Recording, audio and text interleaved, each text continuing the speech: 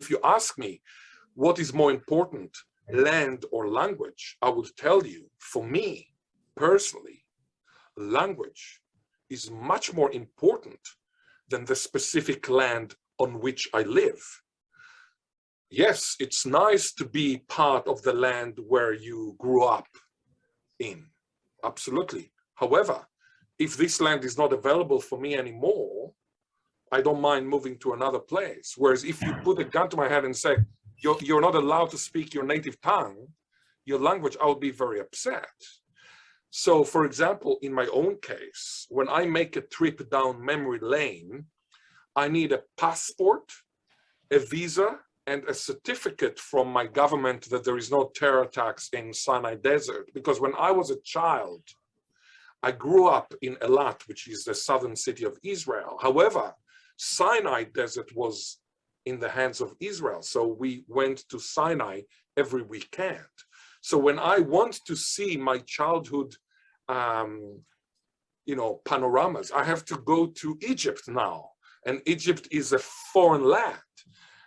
So I need, again, a passport, I need a visa. And unfortunately, there used to be some terror attacks, etc. So I cannot actually see my childhood memories easily. I need to have a special trip. You see, that's okay. I mean, I'm happy to live with it. But if you told me you're not allowed to speak Israeli, which is the result of the Hebrew reclamation, I said, what? Are you serious? Or if I tell you you're not allowed to speak Korean from now onwards, you should tell me, are you out of your mind? Well, surprise, this is exactly what happened to Howard Richards, for example, who was my friend. He died 2 years ago. He was taken from his home, from his mother, when he was a child, and he was not allowed to speak the Bangla Aboriginal language. This is exactly what happened to him. So he was taken out of his mother from Port Lincoln to Adelaide. He lost his mother, he lost his language, and he also lost his land. I mean, because he grew up in Galinyala, which is in Port Lincoln. Now, if you asked Howard, what is the hugest loss? I think he would have told you my mother and my language. I mean, of course, to take a child out of his mother, I mean, this is crazy. I mean, it is horrible.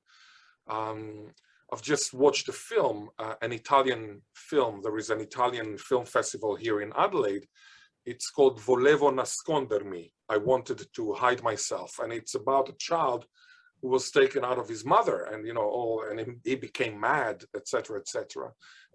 An extraordinary film, but it reminded me of Howard, of his loss when he was taken out of his mother, and he was not allowed to speak the language. Now, I have to just say that in Aboriginal culture, in Aboriginal spirituality, often you see that they believe in a Trinity. And when I say Trinity, I don't mean the Father, the Son, and the Holy Spirit, or Il Padre, Il Figlio e lo Spirito Santo, if I mention Italian, but rather they think of language, land, and people. Language, land, and people.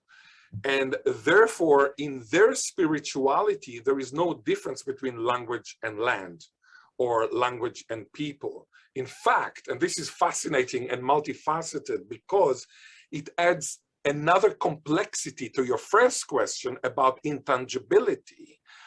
I would argue that the language is the intangible part of this Trinity, but for them, it's the same thing. So the language is the mouth of the land, not only the mouth of the people. And if you talk to a kangaroo in Galinyala, you need to speak in Bangla because Bangla belongs to the land. The language belongs to the land. So the kangaroo would not understand Ghana, would not understand Korean.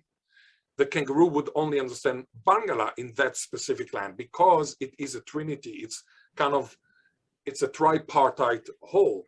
It's a very spiritual idea, but still, despite what I've told you, if you put a gun to my head, I would say that I would choose language, the intangible, over land, the tangible. At the beginning, it does sound outlandish, so to speak, when I say that language is more important than land. But when you kind of spend some time on it. I mean, just imagine that suddenly you're not allowed to speak to your wife in Korean, and you're not allowed to speak Korean at all. I mean, it's kind of shocking. I mean, even if you move to America and you just live in America, even if you know, let's say everybody in your family speak English, I actually think it's tragic that some Koreans, you know, they move to America and then their children do not speak Korean, and or the grandchildren have no idea about Korean. Maybe they take it at the university because they say, well, I mean, but then you have the third generation phenomenon. It's called the third generation phenomenon. You know, after the first ones, the first generation moves, they work their ass off, they are cleaners or whatever.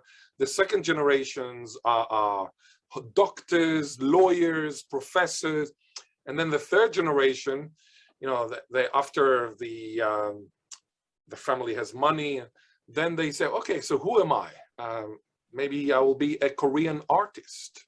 Maybe I'll be a Korean language learner, and then I'll teach Korean. You know, suddenly people, even if they might be mixed, you know, they might look less Korean. It is there, and this is so powerful that sometimes it's a third generation or the fourth generation that suddenly realizes. I can see it sometimes with the fifth generation in Australia. I see Italian. I have Italian students, Greek students. They know nothing about the Italian language or the Greek language. Some of them have never been to Italy or to Greece, you know, because they're already mixed with Anglos. But then they said, okay, but my grandfather's name was Giuseppe, you know, okay, so what does it mean about, and then my great-grandfather was from Benevento, not far from Napoli. So then they come, they study Italian, and then they discover a world, you know, it's so beautiful. So I really think that to start to understand the tragedy of Howard Richards, of Lavinia Richards, of Maureen Atkinson, of being unable, not allowed to speak the language, is just with you saying, okay, from now onwards for 1 week, I'm not allowed to use Korean where I am, and let's see what happens. It's a horrible reality.